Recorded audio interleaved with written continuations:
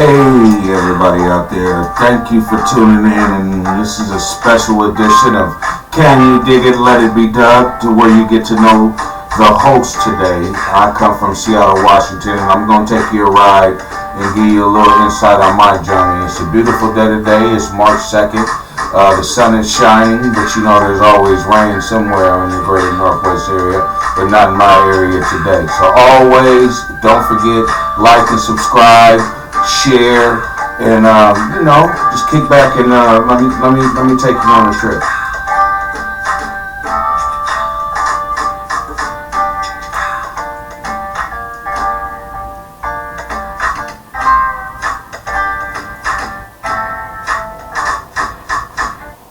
So I was born in 1975 in the University of Washington Hospital. Back then, people of color, we didn't really have a lot of money, so University of Washington Hospital was actually our county hospital.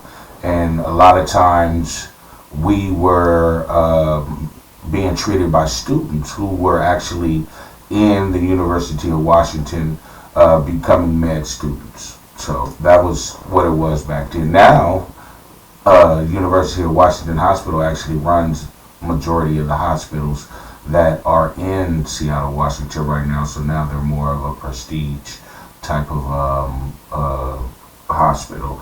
But it doesn't take away from how we were treated. When I was born, there was what was called a red line, and I'm pretty sure there was a lot of that going on in a lot of states and cities across the country. And what the red line was, if you're not familiar with it, it was basically the containment of African Americans, to keep them all in one section and allow them to do what they do, so they're not in the outskirts and basically not associated with the people who are not of color. So I was born in 1975, where it was a lot of community back in the 70s in Seattle, Washington. I mean, you couldn't do too much of anything without it beating you home, without your parents knowing about it.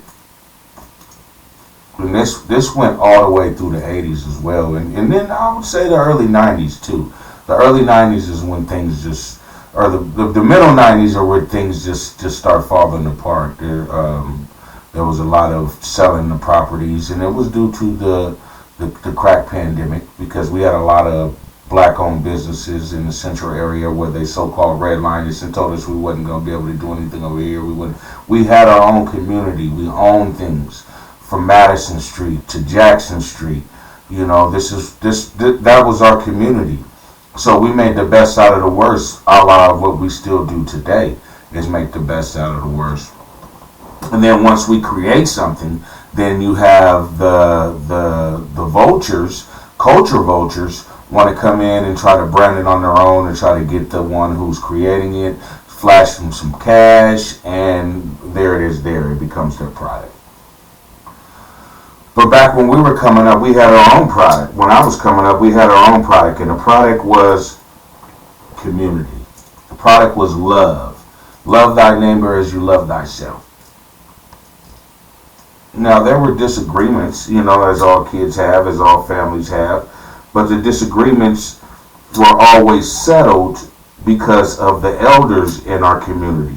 They didn't allow anything to get as far as a fist fight, because there were so many families to where it wasn't like if I got in a fight with one person, then it was just me and him. No, it was family. Everything was family orientated, so you got to see who was and what's what. There was so many family. There was almost like there was a child for every age group, right?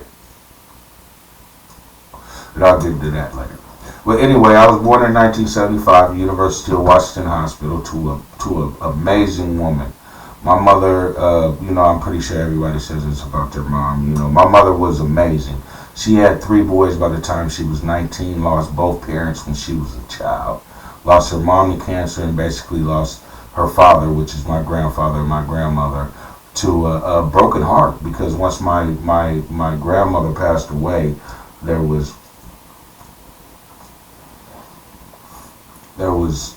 basically a quarrel over who was going to get the kids, because my mom had she comes from 9, so she had 8 brothers and sisters. Yeah, 9. She comes from 9, so she it was a big family. So to lose your mother and father when you're still a child, literally a child. I don't know exactly what age. I would probably say anywhere from 6 to 10, or maybe even 12. But anyway, so her family were the family was broken up in the parts. So couple of family members went with the older sisters, couple went with the other sister. But when they were young, when it all happened, my grandfather's sister took them to court, ended up taking all the kids, and my grandfather basically just drank himself to death from a broken heart. So that's what that was. His name is Richard Bash. Great man. He was a Negro League baseball player, served his time in the Navy, did what he was supposed to do as a father. Sometimes just because you drink or just because you do things, it doesn't make you a bad parent. It's just a vice that you have. As long as you're not doing anything destructive behind it, then there shouldn't be, anything to say about it. I mean, we all want to wind down, and if you know it or not, every person has an addictive personality, whether it be alcohol, whether it be drugs, whether it be sex, whether it be gambling, whether it be eating. It's just in you. If you like something and love something so much, you want that satisfaction. Not only do you want that satisfaction, you want to be able to feel that when you want to feel that, and that's how addiction starts. It doesn't start from just thinking about it. It starts from actually doing it and getting the first sensation, and then what do? You always find yourself trying to chase that first high, or that first taste, that first feeling, and that's where addiction comes into play. But so my mother, I was the third boy. She had 3 boys by the time she was 19. I was born in 75, so the 80s hit. I remember as far back as probably 1979. I was very active in everything. I mean, I was the little boy that the little boys are supposed to be. I did everything, and the messed up part about it, I fell victim also to the 70s era, to where the father figure wasn't around. So my mother raised us by herself. My father, he was, whatever he was doing, and it is what it is now. And I still feel some kind of way, but in order to be forgiven, you gotta forgive in life. So remember that. In order to be forgiven, you have to forgive in life. So I forgive them, but it still hurts to this day, to know that you had a father who only stayed 4 blocks away from you, and you never seen him, never got a Christmas card, never got anything. But that's just another story. So we raised ourselves, me and my brothers. I got 2 of the best big brothers ever. We kind of taught ourselves how to be men. My mother opened up a child care facility when I was 5 years old in 1980. I'll never forget, I had just started kindergarten. And my kindergarten, it was only half a day. So I went from 12 to 3 and caught the school bus back home with my older brothers, who also went to that school that I was in kindergarten with. So my mother had to figure it out. Well, I'm opening this daycare. What do I do? So at 5 years old, she took me to school one time on the public transportation and told me, boy, you better learn how to get here. Okay. So at 5 years old, I caught the public transportation to school all by myself. And if you know anything about Seattle, it was from Rainier in Genesee all the way to Aloha Street in the central area, right before it dropped off down to the University of Washington. I went to a school called Stevens School. At 5 years old, ladies and gentlemen. 5. I ain't that tall right now. I'm 5'7.5", so just imagine what that would look like to this day. And all the way up until my mother passed, she used to say, "Boy, don't you be telling that story. There ain't no statute of limitation on that." I was like, that's true. But how did you have so much trust in me? She said, "I don't know. It was either going to be sink or swim." Little did she know, I was getting in so much trouble going to school. I remember one time I missed my stop. This is how young I was. I knew where the stop was. I missed my stop. I fell asleep on the bus. So when I fall asleep on the bus, I missed my stop like 3 stops. So I end up all the way by the University of Washington. And I get off the bus. I'm crying. I don't know where I'm at. I'm 5 years old. And a brother, like I said, we was community. A brother who ended up going to the University of Washington playing football, he walked up to me. He was like, hey, what's going on? I said, I missed my stop. I don't know where I'm at. My school is up the street. He said, oh, I know where that is. Come on. So we hopped back on the bus going towards where my stop was. Gets off the bus. He talks to me and he walks me all the way to school and tells me, I'm going to come check on you. Because he's asking me questions. Do I like sports? At 5 years old, I'm answering, yeah, okay, yeah. But I did like sports. I did like football. That's another topic, because a year later, I'll tell you what happened a year later right after this. So, 5 years old, catching the public transportation, I'll say at least 6 miles. 6 miles, and then walked a mile to school from my bus stop. So I missed my stop. The brother come. He escorts me back to school. He tells me, I'm gonna come check on you if you good. I'm gonna give you some tickets to the UW football game. So I'm like, cool. So anyway, that was the last year I ended up going to that school. The next year I ended up going to a school called St. Teresa, my first grade year, which was a Catholic school. But there was so many black folks in this school, y'all. They dubbed us St. Leroy's. There was so many black. Our whole administration was black. And there was so much love up in this place. Like everybody in my class almost had a brother and sister in my older brother's class. That's how it was. It was family orientated. We did everything together. Everybody got along, It was cool. So my 3rd grade year, we have a new PE teacher. And guess who it was? It was the brother that walked me back to school as a kindergarten. You see how community comes full circle? You see how you never know who you should know? You see how there wasn't no variation because community and love was so special we didn't have to worry about being snatched up by no weirdos? We didn't have to worry about don't talk to stranger campaign because wasn't no strangers. We was all family. And that's what we need to get back to. Try to figure out how we all can become family once again, because in all retrospect, we are all family. Nobody even knows, like, these youngsters is probably out here whacking their cousins that they don't even know is their cousins. But the parents do, because the parents know we are family. You have to stay in your child's life. Adopt. You don't have to be their friend. Adopt the acronym PAL. P-A-L.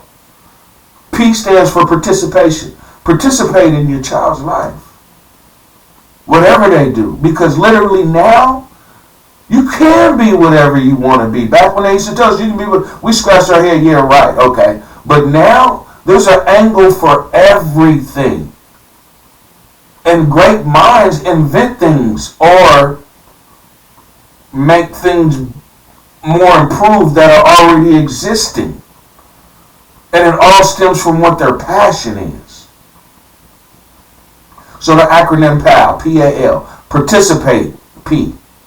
A, be available. When they need you, be available. Be there. Don't always tell them, well, I'm at work. I'll get back to you. Figure it out. Because 70 to 80% of the time, the reason why they're asking you is for a surety, because they think they might have figured it out, and they want you to be the first to see that they figured it out. And if they not, they want to learn from you. So P, participate. A, available. And last but not least, listen. Listen to your children. They're going to tell you everything if you listen. Don't tell them what they're doing right or wrong. Don't tell them, oh, well, back in my days. You can throw it in there as a joke or whatever, but listen, because it's their world right now. And the first thing that comes out of a child's mouth is, Mom, Dad, you don't understand. And we don't. And we need to stop pretending like we do. Because our generation ain't got nothing on their generation as far as what they going through. As far as what the masses is bringing. As far as the likes and dislikes and wanting to be accepted. A child is like a blank tape. Pardon that just goes to show you what generation I'm from. I come from the breaking era where we had cassette tapes and boom boxes. You did what I'm saying. But a child is like a blank tape that is always on record. So you got to ask yourself, who do you want your child to record? Right? Because they're gonna soak up so much from that person or that thing or whatever they're so much intrigued with, that it's gonna come a point in time to where everything else they don't believe. But if you stay in their life and you give them the proper guidance and you allow them to make mistakes, but also tell them when they're doing right, if you give them a sense of responsibility, mine is doing chores. Chores are what they are. Shit, they are. They're supposed to do that. But give them a sort of responsibility. And then reward them for that. Hell, we got a responsibility. We got a responsibility to go to work and make things happen. And we get rewarded for it. By getting paid. By getting bonuses.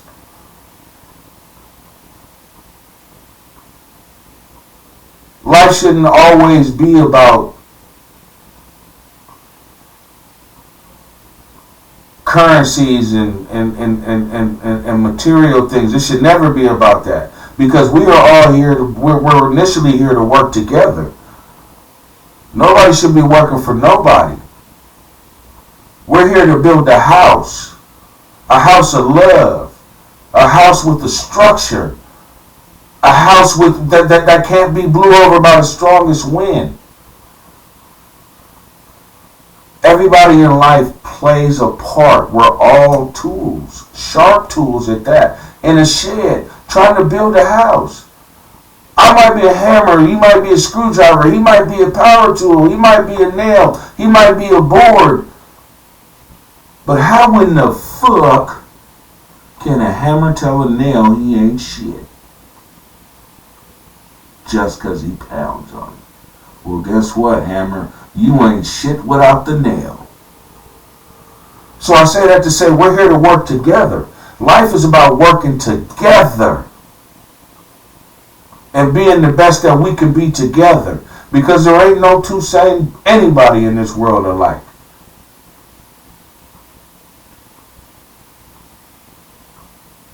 And even the poorest person or a homeless person, somebody who has nothing, is a scratch ticket away from being a millionaire. But how do they receive love? They've never been loved.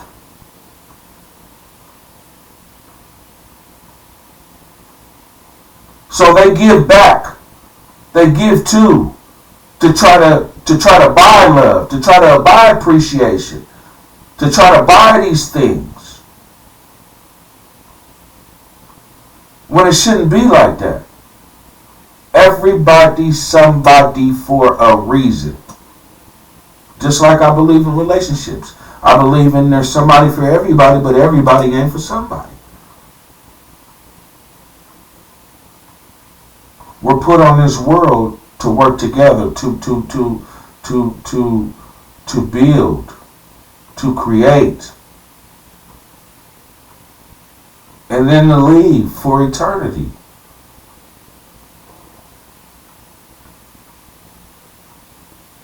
So anyway, back to my story. I know I deviate a lot. I deviate a lot because I want the message to be clear. And if there's something on my mind while I'm talking about it, then I have to say it because I don't know when it'll pop back up in my mind. So anyway, he ended up being my physical education teacher. Cool brother too, matter of fact, named Darren Wilson. Shout out to Darren Wilson. He ended up being a referee for basketball games, and he's probably still doing it to this day. So I ended up going to the school called St. Teresa. St. Teresa, like I said, they call it St. Leroy's because how many black folks. St. Teresa was cool. It was structure. It was family. Everybody knew everybody. Everybody knew who they come look forward to once they go from the second grade to the third grade to the fourth grade. It was from first grade all the way to eighth grade. I didn't make it that far. I made it to the fifth grade. And here's what happened. The week after we come back from Thanksgiving, I'll say it was either late. It had to be late November or early December, whatever. The first day we come back. Now, I'm in love with football so much. I'll get to that too later on. We'll talk about sports. But I'm telling you about this school incident. So, the day we come back, I'm at recess. It's time to go in. We got one last play. We're playing some football. Now, my play was go long. My quarterback was my guy, my best friend, and we know the time. He throw it up, I go up, jump up, and catch it. So it was routine, and it was last play. Last play win the game, type shit. I don't know if anybody ever been a part of that type of football. Last play win the game. Boom. So I go deep. Juke my guy. Now my other best friend sticking me. He on the other team. I juke him. He was taller than me, so I jump up, catch the ball. Boom! I land on my back. Now he jump up too. Now when he jump up, he come down, but he got his knee. He's coming down with his knee, and his knee laying right in my stomach, ladies and gentlemen. Right in my stomach.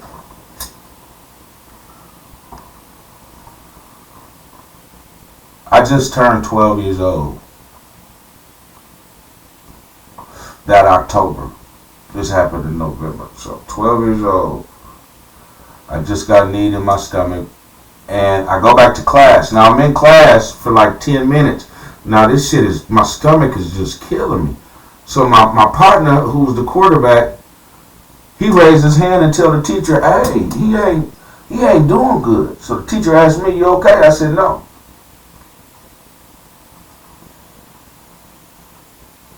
So he sent me to the office to talk to the nurse. He's like, what's wrong? I was like, I don't know, my stomach's hurt. So I go to the office and talk to the nurse. The nurse is like, oh, okay, sounds like you might got the flu, so just lay down a little bit. Here, take this. She give me a Tylenol of some sort. I don't know. I'm a kid, though. I think I was 11. Just turned 11, matter of fact.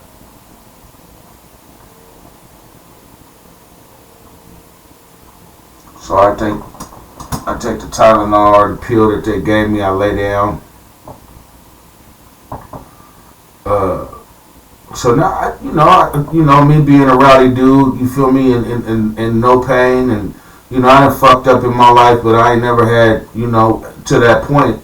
I ain't fuck up. I ain't had this type of fuck up. This type of fuck up this is fucked up. But I'm thinking I'm cool, so I'm like, I can go back to class now. So I end up going back to class, lasting all but 5 minutes. Gotta go back. So not one time did they call my mom, not one time did they call my family, nobody. This happened at 12:45. Excuse me. We got out of school at 2:45. So I'm waiting in pain all the way till school was out. Then I got to transfer 3 buses home. Stomach fucked up, y'all. I mean, I ain't never in my life felt this. It was just like somebody just taking their hand and just twisting everything up inside my stomach. I'm like, yo. I'm 11. My brother, I'm walking home. My brother's like, come on, what's wrong with you? I'm like, man, I don't know, bro. It's boom, boom. So I get home. Now, what makes this story even more interesting, my mom, she had her daycare, she had child care, or home care. So it was right upstairs in our house. But we were always warned, don't come messing with her during business hours unless it's life or death. As a child, what the hell is life or death? You know, right now I'm messed up, but it's not. It ain't life or death, and I ain't messing with her. So she got out for work at 6 o'clock. So I made it home. We got off at 2:45. We normally made it home by probably like 3:30. But this day we probably made it home at 4 because I had to stop like every 5 minutes, right? Fucked up, right? So my older brother, I got 2 older brothers. He had came from high school, and he's like, boy, what's wrong with you? I was like, I don't know. Boom, boom, boom, boom. You know, I tell him, and then so they like huddle up like a huddle, like they huddle up. And my older brother said, here, drink this. I'm like, what is this? So he had me a cup of water, hot water with salt water. He said, gargle it.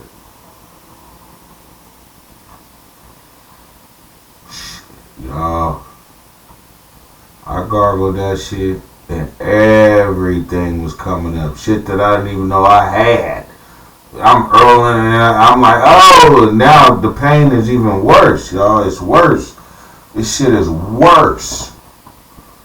So now I go to the room. Now I'm like in the fetal position and the pain hurts so much I just fall asleep. I cash out, y'all. Cash out.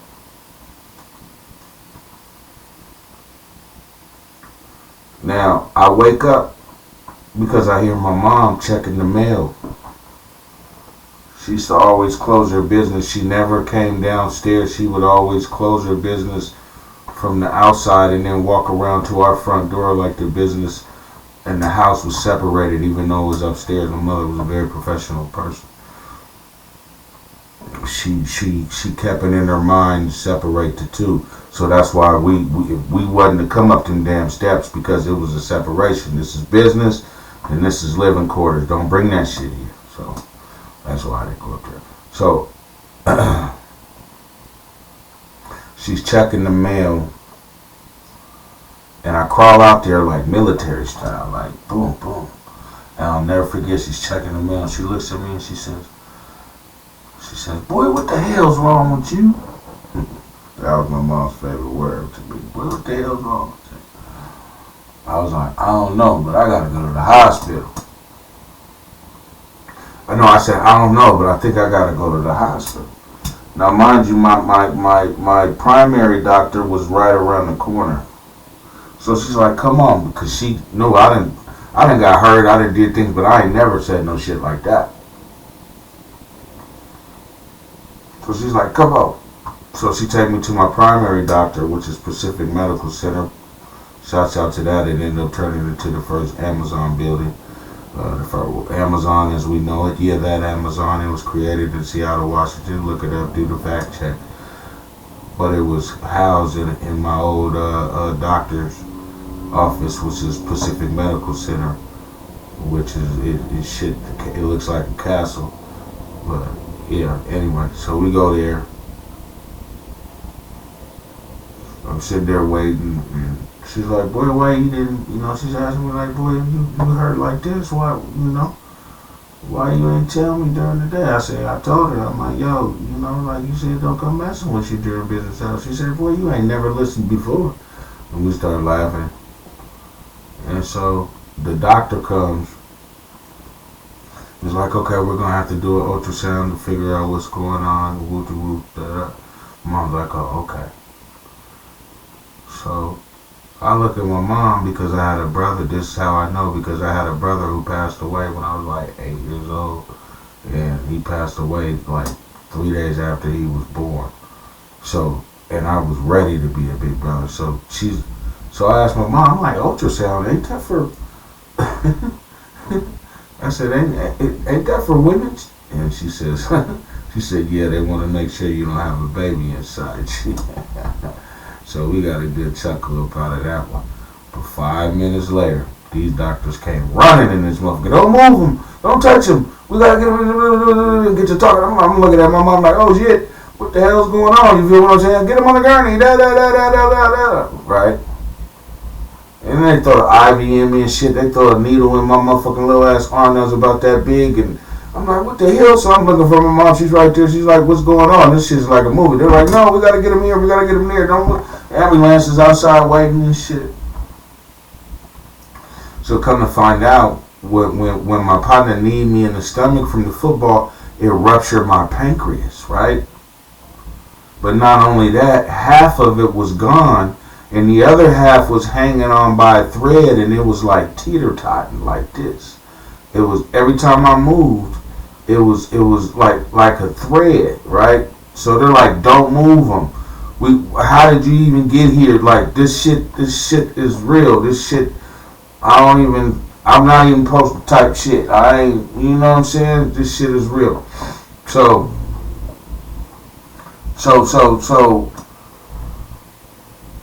they get the ambulance, but they don't have the right doctors to fuck with me, so they got to take me to a hospital called Children's Hospital, which is probably about 6-7 miles away from my doctor. But they got the ambulance waiting, and this is the first time I ever rode in the ambulance and shit. So they get me they get me in the ambulance. They taking me to the hospital. The lady tells me, "Oh no, we gotta change your IV. That IV you got is that's for an adult. We gotta give you a kid one." So this big ass needle they pull out, and then they put a smaller one in. This shit was like pain. This was the first of the pain, but this wasn't shit compared to how my stomach was feeling, right? But then there's some shit that was even worse. Check this out. So they get me in the motherfucking children's and shit, right? So they're like, "Okay, boom, I'm in a room and shit." And they're like, and they come to me, so they're like, "We're gonna have to get a tube to your stomach." So I'm like, "Okay, yeah, that's cool." He said, "But we're gonna have to put it in your nose, and it's gonna have to make its way to your stomach." I'm like, "Oh shit." I'm like, and I'm saying to myself, how am I gonna do that? But once I started asking myself that, he says, "So, this is what we're gonna need you to do. Every time we say swallow, we're gonna need you to swallow, and we're gonna make it down there." I'm like, "Oh hell no!" 11 years old, you guys. 11 freaking years old, right? So he's like, "You ready?" So I'm like, "All right, go." He said, "Swallow." I'm like, boom, boom, boom, boom, boom, swallow. Every time I swallow, I go, boom, and he's just boom, boom, boom, boom, boom, boom. This shit is painful. I'm like, it's like I'm giving out them signals, right? To where the pain hurts so much. My mom's in there, and they're letting her smoke a motherfucking cigarette inside the room because this shit was so painful and she couldn't stand it. I'm like, "Ow," her back was turned. I'm like, "Hey, what are you?" Swallow, boom, boom, boom, boom, boom. So it lands in a spot, and I'm feeling it going all the way down. This shit's fucked up. So it lands in a spot, and I'm like, damn. So they're like, "Yeah." So They tell me, they're like, we're gonna do a surgery on you, but we're gonna put you to sleep. This was all like I was so messed up, y'all. This was like the first 10 minutes when I get to Children's. Right? I'm like, what the fuck is going on? I mean, okay, I'm just much obliged. Whatever the pain, they're like, we're gonna put you to sleep. Whoop whoop. So they take me to they take me to the surgery room, and they're like, count to 10. All I remember was getting a 6. I was out. Alright, out. I had some of the best sleep in my motherfucking life, right? Out like a motherfucker. 11 years old, did that, right? So I wake up, y'all. I wake up. My loved ones is around me, and I'm just happy because I know I went to a surgery or whatever, right? So I try to get up to give a hug. And man, I can't get up. I can't get up. I'm like leaning, like and I'm like, I can't get up. And so they tell me, like, you lost all feeling from your stomach, where they had to do the operation, all the way down to your legs. So like you can't walk. I'm like, oh. So I'm in the bed like a motherfucker, right? 11 years old. So not only did I just have surgery and I was in ICU, intensive care unit, after the surgery for 5 days. I'm in there with a dude. He's like 12 years old, but he got the mindset of a 2-year-old. He wake up in the middle of the night crying for his mom. And I'd have to get a shot every hour on the hour for like a week in this motherfucker, right? It got to a point to where I wake up as soon as they're walking in. And I'm getting, I mean, like, I was fucked up. I didn't know. I was like, shit, right? I'm in this bitch. Time is going by. Fuck it. So, now, like I said, the guest, I can't skip this part. So, one of the times they had me on hella pain medication through my IVs and shit. So when I wake up, sometimes there'll be new people there, and I'll be like, hey, how you doing? And then I fall right back to sleep, right? Like hella people came to see me. So one time I woke up and my dad was there. So I'm like, hey, he's like, hey, what's going on? And I'm like, get out. That motherfucker got up, y'all. I bullshit you not. God is my witness. That motherfucker got up. Walked out. And all I could see, and I just passed out again. And when I woke up, I asked my mom, and she was like, yeah. It like I already knew that it wasn't a dream, that this motherfucker did show up. I told him to get out. This motherfucker about face, and all I seen was the back of his fucking jacket. Does that shit? That's like weird. Like that shit shouldn't even make no sense. But anyway, I'm up in this motherfucker. So I'm able to modulate through the compound of the hospital via a wheelchair. So I'm in this motherfucking wheelchair. I'm doing wheelies and some more shit. I'm running through this motherfucker getting sympathy. I'm going up and down elevators. I mean, it got to the point to where they're like, hey, you're going to have to learn how to walk again. Now, as an 11-year-old child, right, I'm having it my way. This is. I say this to say this is the influence that children can have from attention, right? So I'm having it my way in this motherfucker, up and down this motherfucker. All the staff is loving me, sympathy, in this wheelchair. So me being so young and naive, I told him no. I don't want anyone learning. I'm cool in the chair. Can you believe that shit? I said no. I'm cool in the chair. Just think about that. As a kid, and this is why the youngins are so influenced. Our minds, when you're young, they're not fully developed. They just want attention. Love is everything. You know what I'm saying? I told him I didn't want to learn how to walk again because I was getting so much love that I've never experienced because I was in the chair. Because I was in the motherfucking chair, right? So, now mind you, this was probably like December 21st. I had been in this motherfucker already for like 20 days. So December 21st, 22nd come around. They're like, you gotta learn how to walk again. I'm like, nah, I'm good. Everything good. They said, well, you can't go home until you learn how to walk. And Christmas is coming up, meaning right now, if you learn how to walk again, the earliest you can go home is December 23rd. But if you don't, the earliest you can go home is December 26th. Now, I'm not knowing they're playing mine. I'm like, oh, hell no. I definitely got to be home for Christmas. So I'm like, bet, boom. So it took me 2 days to learn how to walk again.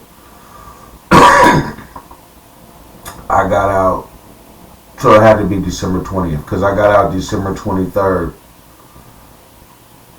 1986. And that's when me and my brothers came up with our own holiday called the Eve of Christmas Eve. Shout out to my big brother Jim Doe Wildy. You know what I'm saying? It's the place to be. My niggas, you know, who raised me, you know, showed me the way in their own way. We all was three different motherfuckers with 3 different personalities and 3 different runways. But, you know, we all was filthy at what we did.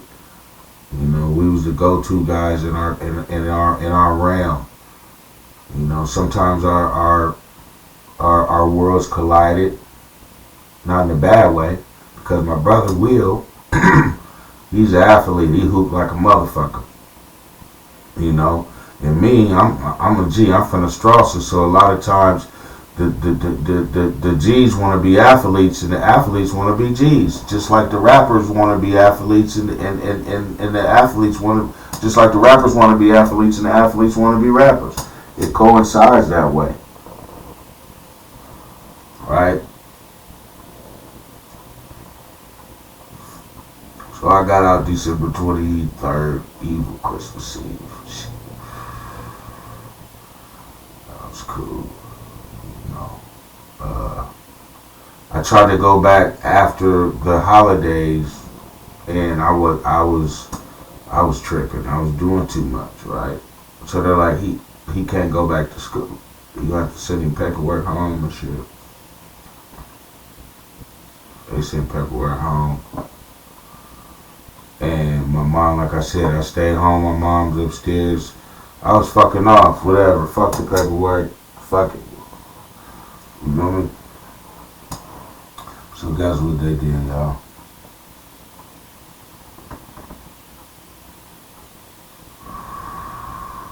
These motherfuckers have the nerve to hold me back a year in school. Didn't give me no test to see if I know this shit. So I almost died in this motherfucking school. And then you hold me back a grade? Oh, man.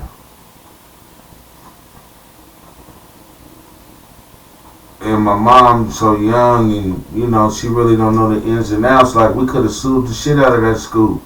We should have. I should still be living off of St. Leroy, St. Teresa's motherfucking parish right now. First of all, you never called my mom. Second of all, you gave me a motherfucking aspirin or pill without even consulting with her. Third of all, you seen I was fucked up. But the thanks I get is they hold a nigga back a year. Holy shit. So at that point in time, I'm like, fuck school. Fuck that shit. Fuck that. So they're like, okay. Well, we can't give you your your grade back. But what we could do is you can go to public schools with your friends. So I never been to public school. So I'm like, cool, yeah, send me to public schools. Shit was worse. Because I'm in a different class than all my friends. So I really said, fuck school. So I'm hanging out in the motherfucking hallways, fucking shit up. Snatching motherfuckers' hats. This is when motherfuckers had hats where they put their names on the side of the motherfuckers and shit with the letters. I didn't give a fuck. Give me that motherfucker. You ain't about that shit. This is where I became super resentful at that time. Right? But the summer prior to going to the public schools, I knew I was going, so I thought I was the shit, right? And that was the same year that NWA first came out. And I fell in love with that culture for some reason. I always loved hip-hop, but that culture, that NWA culture hit me, and I was like, what the fuck? But there was gangs in Seattle at the time. But I wasn't no gang member. I wasn't none of that shit. But I liked the way these niggas dressed. So I went out and got me an NWA package with the Dickies and shit. You know what I'm saying? The G-coat, the Raider hat. You feel me? And they had what they call a Kids Day, annual Kids Day every year in Seattle, where everybody would meet up at what was called the Seattle Center. And it was known to go down there. You know, some niggas waited a whole year to meet a nigga down there. You know, because you knew what time it was. You knew it was going to go down. We was going to get it in. We was going to, you know, we was going to go head up. Or sometimes it might be cruise. You know, but that was the place to get the shit in. So the world could see. This was before YouTube, what we talk about right here, when shit was broadcast.